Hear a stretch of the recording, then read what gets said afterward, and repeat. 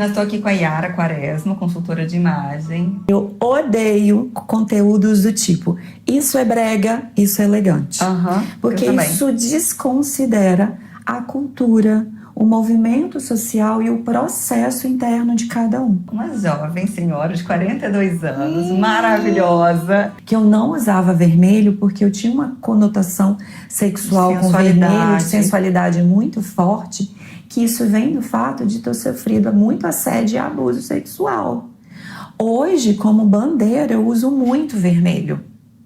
Eu carrego muito essa necessidade da feminilidade. Levanta a autoestima da gente, inclusive ela tá em dívida comigo. Estou chateada. A Carol, ela é dramática, tá? Se eu tô andando pelada e mal vestida, é com ela. Yara nem sempre foi consultora de moda. Ela teve uma transição de carreira muito forte e muito corajosa. Muito corajosa, né? Quando eu decidi, as pessoas falavam assim, nossa, Yara, mas você vai largar o direito para trabalhar com moda? E aí, numa época realmente que as pessoas nem sabiam o que era ser um consultor de imagem. Inclusive, eu tive que estudar fora, não tinha cursos aqui. E dentro da visão que eu buscava como consultora de imagem, apenas uma escola em São Paulo tinha essa visão, que é essa visão da moda com um olhar para a mulher, de uma forma muito mais humanizada. E isso trouxe para mim muitos desafios, sabe? Eu ainda fui para essa área da moda, que até então era muito nova, e eu me sentia muito sozinha. Porque as pessoas, elas falavam assim, Yara, mas o que é isso?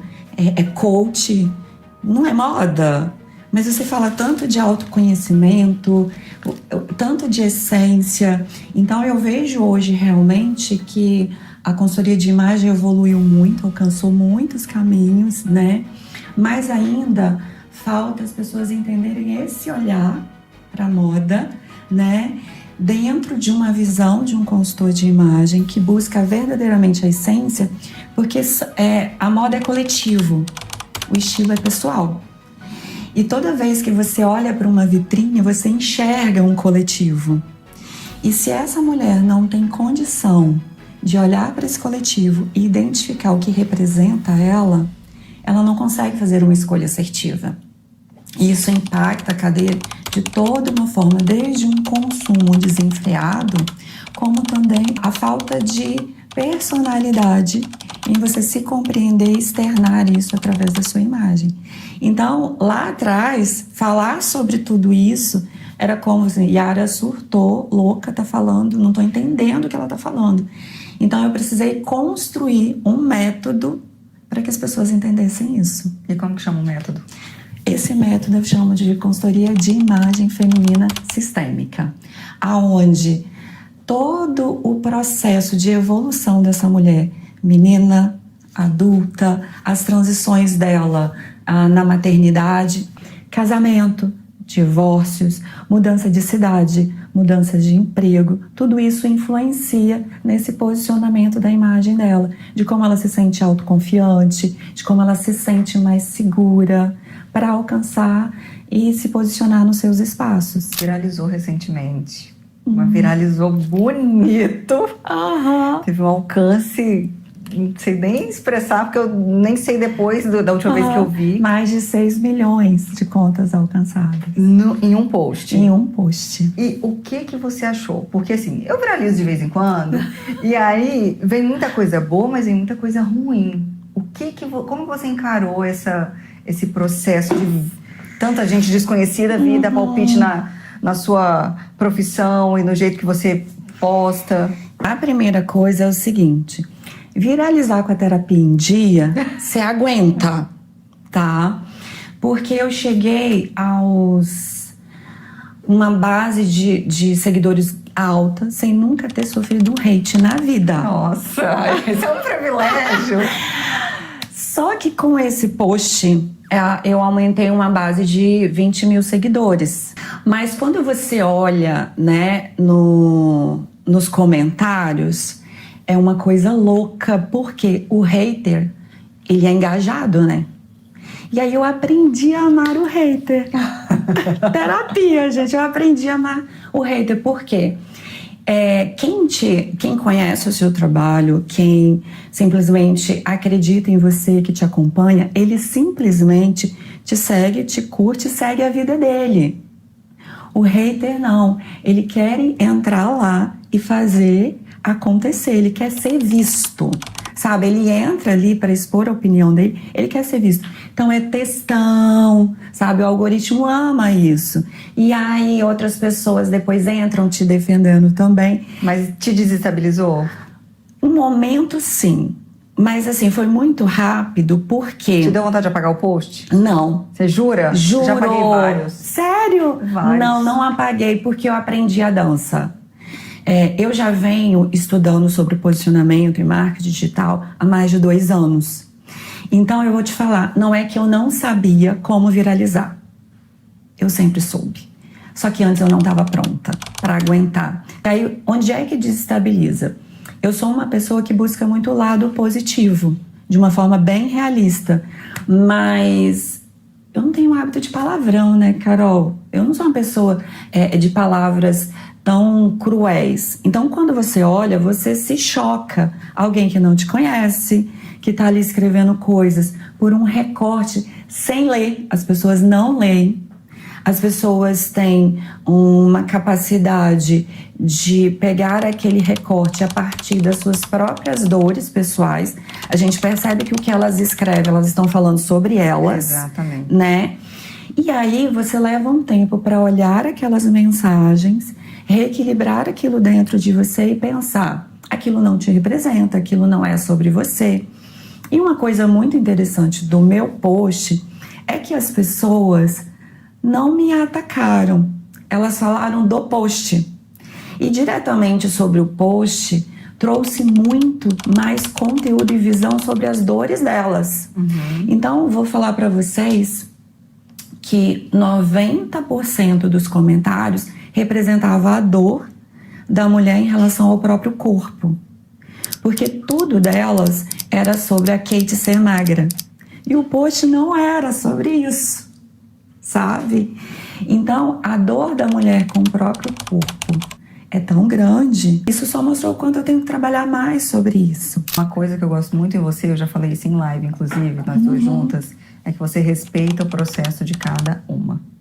Então, por exemplo, um dia desse eu tava de cílios. Você não gosta de cílios, mas você falou, Carol, tá bom, bota menos, esfumaça mais o olho de tal jeito pra iluminar que seu olho é pequenininho e vai. Uma hora eu enjoei e parei de usar. Você em momento nenhum falou, não, você não pode usar isso porque isso é feio, porque isso é brega, porque isso é... Não, você não fez isso. Quando eu quis fazer minha transição também, eu sabia que você não estava feliz com a forma... Até porque eu não soube cuidar do cabelo, né, adequadamente. Eu sabia que você preferia que eu tivesse tratando ele de outra forma, usando ele de outra forma. E hora nenhuma você falou assim, Carol, vai lá fazer um alisamento desse cabelo, que tá feio. Igual teve um profissional de salão que falou, amiga, isso não tá combinando com você, não. Tá feio. Você nunca falou isso. Sim. Você, Carol, tá bom, vamos cuidar, vamos fazer não sei o quê. Eu não soube cuidar do cabelo enrolado. Vamos viralizar aqui agora? Eu odeio conteúdos do tipo, isso é brega, isso é elegante. Porque isso desconsidera a cultura, o movimento social e o processo interno de cada um. Eu tive o meu momento onde você entrou de me deixar mais feminina, de me deixar mais elegante, mais confiante, sabe? Maior. E hoje, eu quero tudo ao contrário. Eu quero umas roupas mais sóbrias, eu não quero mais usar cropped, eu não quero usar tanta saia, sabe? É um outro momento que a gente tá. A gente muda, e que bom que a gente muda. E isso é muito importante falar, que o estilo pessoal, ele é uma evolução desse processo de autoconhecimento. E quando esse guarda-roupa não muda junto com você, por isso que o guarda-roupa... Tem uma coisa errada. Tem uma coisa errada. O guarda-roupa, ele é o retrato da intimidade de uma mulher, de como ela se vê com ela mesma. A gente fala que uma casa em desordem, ela reflete a família em desordem, mas o guarda-roupa, ele reflete a mulher em desordem. Porque essa necessidade de identificação com a própria imagem ela é muito do seio feminino mesmo, da nossa essência feminina. Essa identidade, ela traz pra gente um reconhecimento e a gente vai mudando mesmo. Eu, por exemplo, eu tive uma fase na minha vida, eu já te falei isso, que eu não usava vermelho porque eu tinha uma conotação sexual com vermelho, de sensualidade muito forte, que isso vem do fato de ter sofrido muito assédio e abuso sexual. Hoje, como bandeira, eu uso muito vermelho. Eu carrego muito essa necessidade da feminilidade. Por quê? Porque foi algo que eu curei em mim, que fez sentido para mim, e o quanto isso pode trazer para outras mulheres também esse pertencimento. Então é muito mais sobre olhar para dentro. E aí sim eu tenho condição de ir numa loja, de olhar para a moda e fazer essas escolhas do que faz sentido para mim. E a questão de se vestir bem ou não se vestir bem, ela é relativa, porque você pode estar linda, mas será que você está vestida de você mesma? Será que você está contando a sua verdade? Essas mulheres que sofreram não só abuso sexual, mas que foram vítimas de serem mulheres, né? Seja uma opressão da família, seja uma opressão religiosa, seja um relacionamento abusivo. O que você vê hoje de toda a sua experiência que elas trazem na imagem delas? Feridas de rejeição e humilhação. E o que a ferida de rejeição e de humilhação ela traz? Ela se esconde. Então falar em público é muito difícil, gravar um vídeo é muito difícil, às vezes se posicionar, e aí posicionamento aqui eu tô falando na vida, não tô falando de rede social, até porque se você não tem posicionamento na vida, dificilmente você vai ter posicionamento para quem precisa realmente, às vezes, trabalhar com digital. Essa mulher, ela se esconde. Então, receber um elogio é muito difícil para ela. Se vestir, escolher, se permitir estar bonita dentro daquilo que faz sentido para ela é muito difícil, é desafiador para muitas mulheres. Eu tenho casos, Carol, de mulheres que se sentem culpadas para sair comigo para comprar uma roupa, porque elas não se julgam merecedoras. Ela fala assim, Yara, se eu comprar essa roupa, eu vou usar onde? Começa pela padaria. Vai ali. Vai ali, simplesmente se veste e vai, sabe? Então, quando eu falo olhar para esse positivo, é sobre você valorizar mais aquilo que é legal do que poderia ser negativo, entendeu?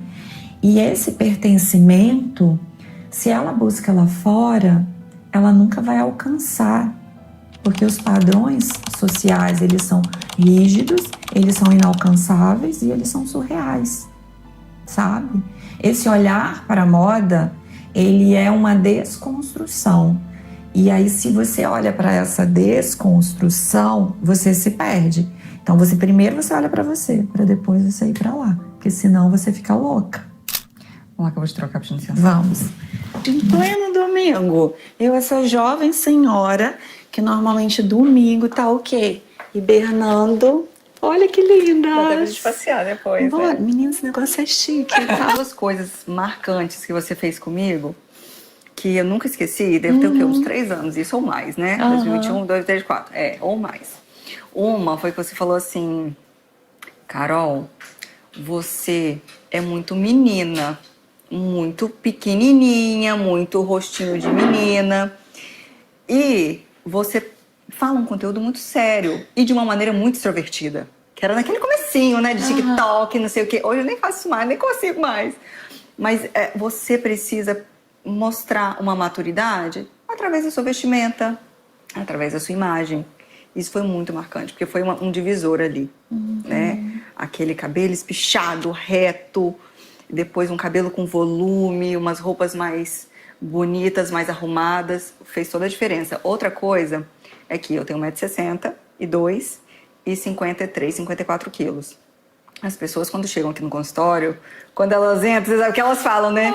Nossa, eu achei que você fosse grandona! Que eu lembro que foi uma coisa que você também programou. Carol, você já é muito magrinha. Você coloca uma calça legging e vai trabalhar, você fica minúscula. Então você precisa de movimento, você precisa de tecido, não exagerado para não te engolir, mas na medida certa. E foi muito certeiro. Ai, Então, assim, é um conhecimento do que está fazendo. Todo mundo viu a mudança na minha postura depois daquilo ali.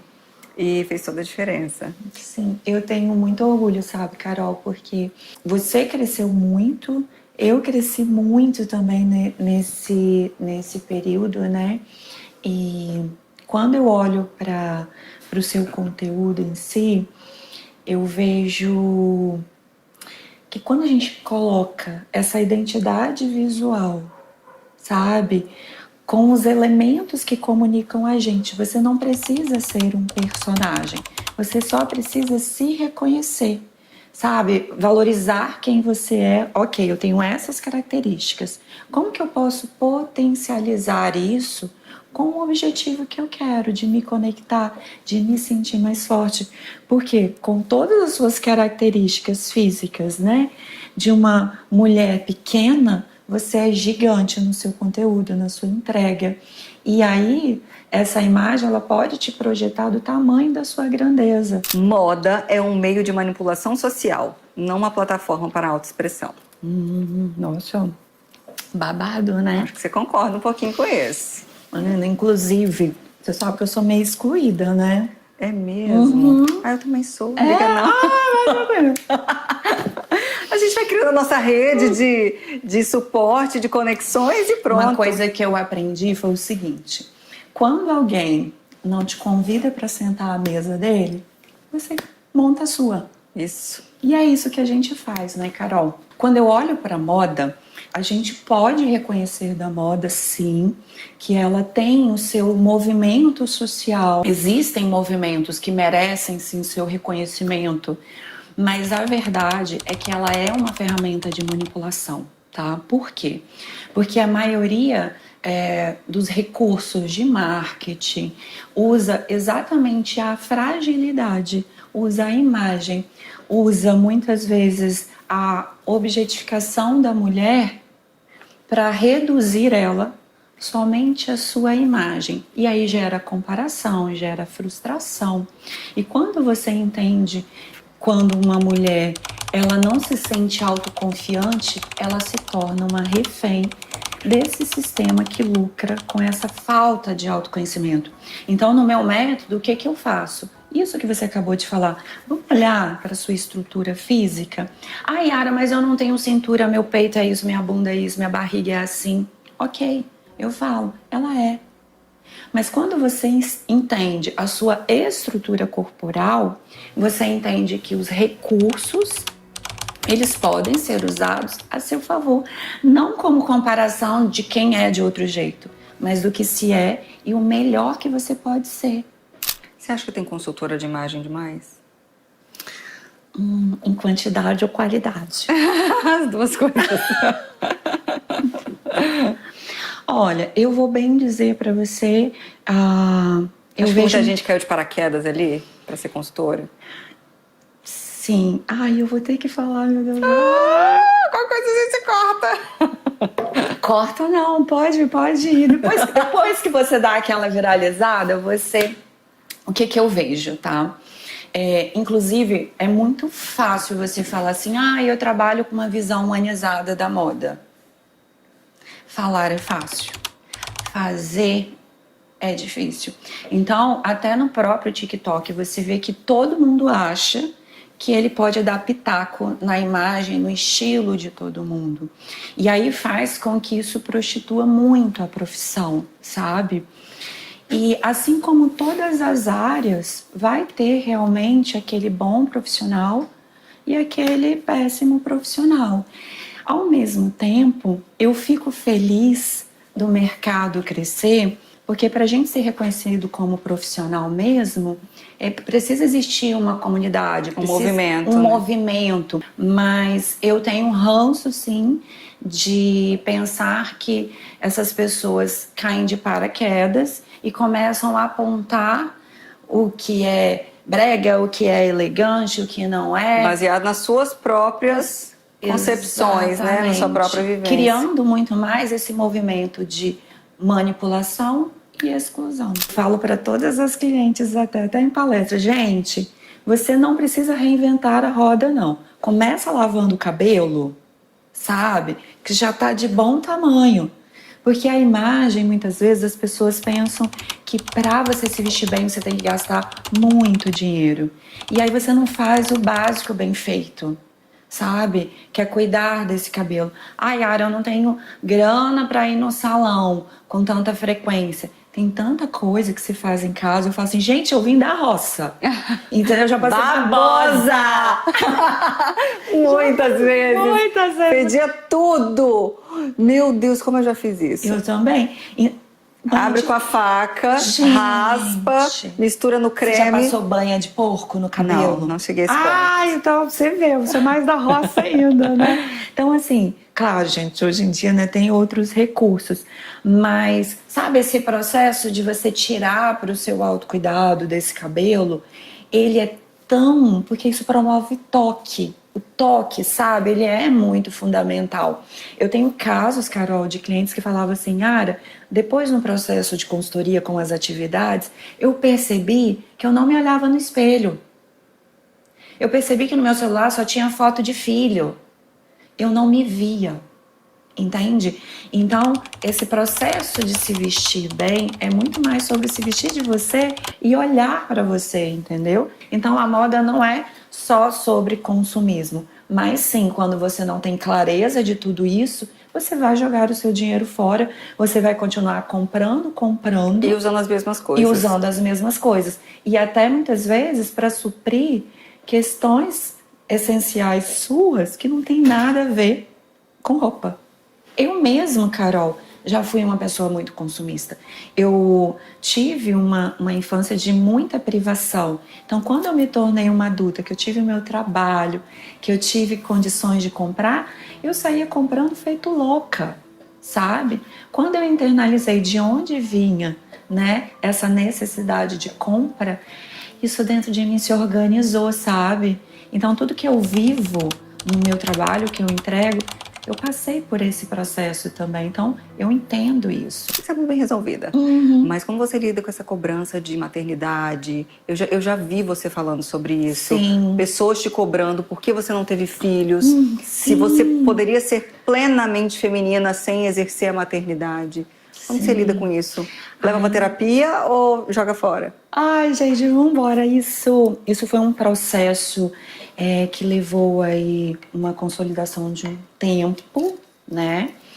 E é muito organizado isso dentro de mim. É tão organizado, Carol, que eu falo que o dia que essa vontade de ser mãe bater no meu coração, eu sou plenamente aberta à adoção. Porque para mim, o gestar a vida é assim como gestar sonhos. Então, uma mulher, ela se realiza gestando filhos, mas ela gesta projetos. Então, eu sou tão realizada na minha vida com os meus projetos, com o que eu busquei realizar, que para mim, uma coisa não substitui a outra, mas não significa que eu sou menos realizada porque eu não sou mãe. E certa vez uma mãe me falou uma coisa que eu nunca mais questionei isso dentro de mim. Ela falou assim, Yara, quando eu olho para você, você me faz lembrar que antes de ser mãe, antes de ser esposa, eu sou mulher. E é exatamente essa mulher que eu quero reencontrar dentro de mim. Porque eu já sei ser mãe, eu amo ser mãe, mas eu esqueci de como é ser essa mulher. E eu vejo isso em você. Você sabe que eu sou super cobrada por não ter uma menina. É mesmo? Muito. Hoje menos. Mas volta e meia tem alguém que não perde a oportunidade de falar, você não vai ter uma menininha? Não, você como tem se que você ter uma fosse menina. lá e programar, né, Carol? Ó. Você tem que ter uma menininha. Eu falo, minha família está completa. Uma das coisas que eu vi na minha vida era que não é para eu ter uma menina. Eu jamais teria uma menina.